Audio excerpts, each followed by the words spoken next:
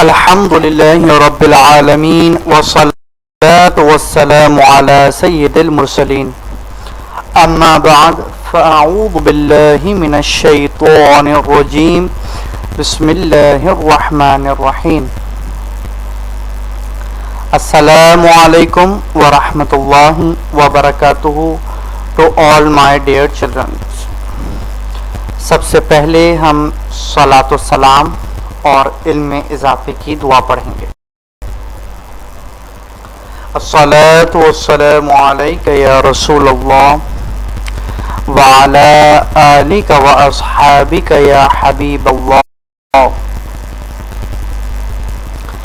इल्म में इजाफे की दुआ।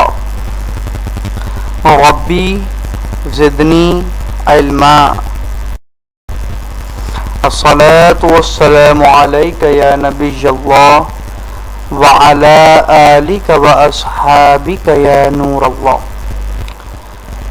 Dear children, today we will study active passive of English grammar for class 10. I hope that you have the notebook, pencil, etc. If you don't have any of the things, please collect it quickly. बच्चों, आज जो हम लोग पढ़ेंगे कि active passive voice क्या होते हैं और हम प्रेजेंट परफेक्ट वॉइस किस तरीके से बनाते हैं। तो आज जो हम पढ़ेंगे उसके बाद आप इस काबिल हो जाएंगे कि आप आसानी से ये सेंटेंसेस को समझ सकेंगे और आप खुद से भी उनको मेक श्योर बना सकेंगे।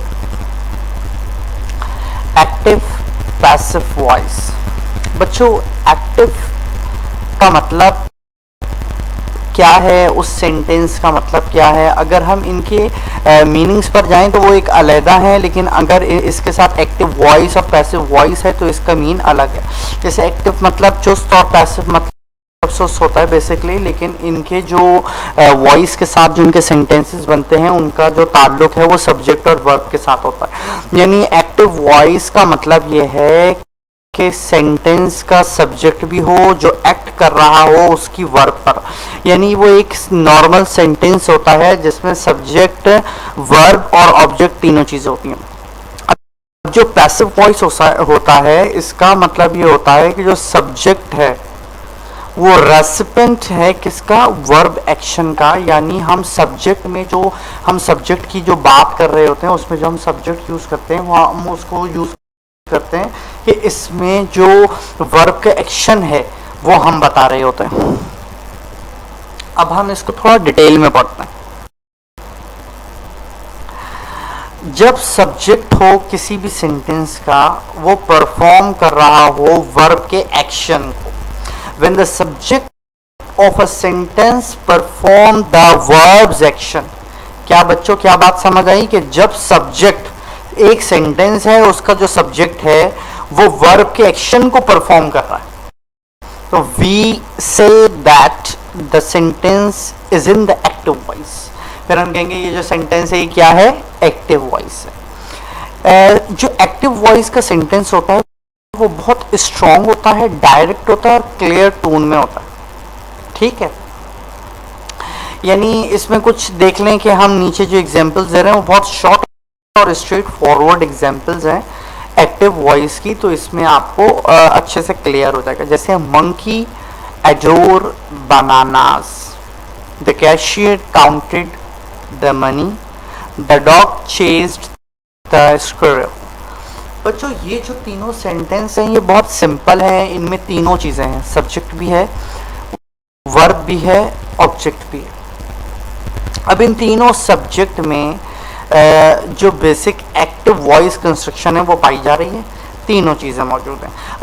अब मंकी क्या है, वो है सब्जेक्ट जो परफॉर्म कर रहा है एक्शन जो डिस्क्राइब हो रहा है किससे, बाय एडोर। अब जो सब्जेक्ट है कैशियर वो क्या परफॉर्म कर रहा है, एक्शन जो डिस्क्राइब कर रहा है किसके जरिए, काउंटेड के जरिए। कि जो कैशियर है वो क्या करता है, काउंट कर रहा होता है। इसी तरीके से डॉग है वो परफॉर्म कर रहा है एक्शन को जो डिस्क्राइब क्या कर रहा है, चेज्ड।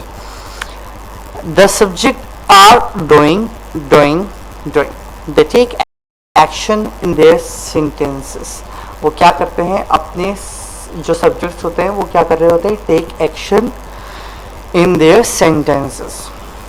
पैसिव वॉइस के बारे में बात करते हैं हम कि a sentence is in the passive voice on the other hand when the subject is act on the verb.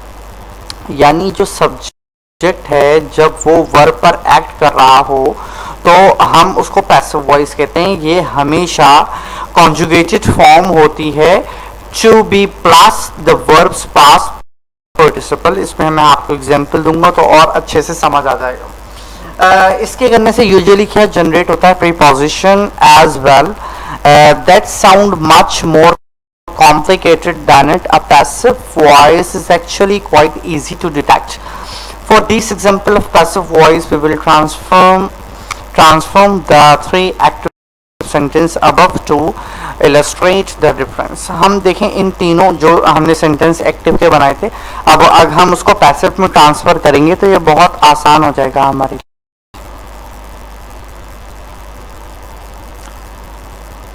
Bananas are adored by monkey.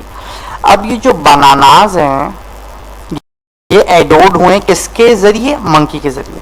अब हुआ क्या, जो सब्जेक्ट्स थे वो ऑब्जेक्ट बन गए, जो ऑब्जेक्ट थे वो सब्जेक्ट बन गए। The money was counted by the cashier. अभी जो बाय द आ रहा है, by the dog, by monkey, by the cashier, यानी इनके जरिए हुआ, वो सब चीजें जो हुई वो पहले आ गई। The squirrel was chased by the dog। अब हम देखते हैं इसमें बहुत इसको क्लियर ही कर लेते हैं कि जो फर्स्ट पेयर सेंटेंस का monkey adore bananas and bananas are adored by monkey. अब एक्टिव और पैसिव दोनों सेंटेंस आ गए। अब जो एक्टिव सेंटेंस है वो कंसिस्ट हो रहा है मंकी यानी subject plus adore verb plus banana यानी ऑब्जेक्ट। तीनों चीजें क्लियर हो गई हमें। अब जो पैसिव सेंटेंस है इसमें हमने ऑब्जेक्ट पहले लिया है banana, are adored a form of to be plus the past participle, हमने इसको सेकंड फॉर्म में ट्रांसफर कर दिया। और बाय प्रीपोजिशन हमने प्रीपोजिशन भी हमने यूज किया उसमें, और फिर हमने सब्जेक्ट क्या लिखा, monkeys. Making the sentence passive flip the structure and necessitated the preposition bye.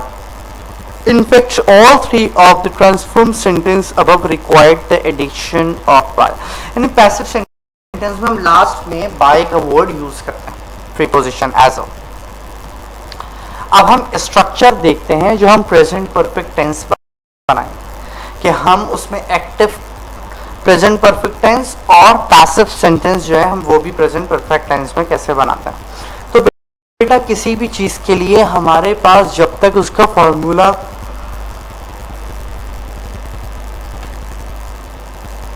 ये स्ट्रक्चर नहीं होगा तो हम उसको प्रॉपर वे में कभी भी नहीं बना सकेंगे और हमेशा मिस्टेक होगी।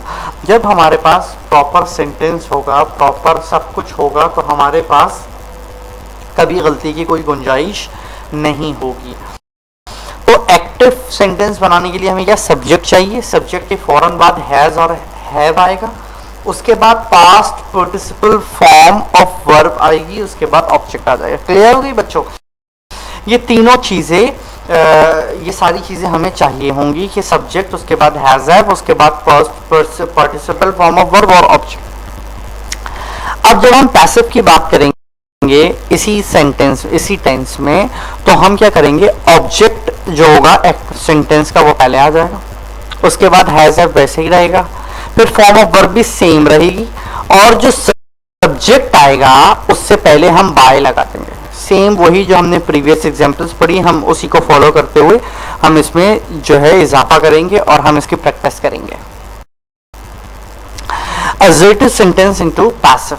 बच्चों हमने इनके एक्टिव को पैसिव में चेंज किया है और इसकी प्रैक्टिस जो है वो आपको और अच्छे से समझ आ जाएगा। एक्टिव सेंटेंस क्या है, I have written a story. अब चेंजिंग क्या करनी है,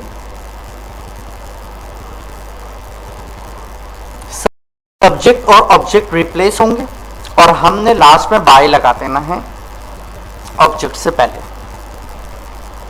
A story has been written by me। आ गई बच्चों बात समझ?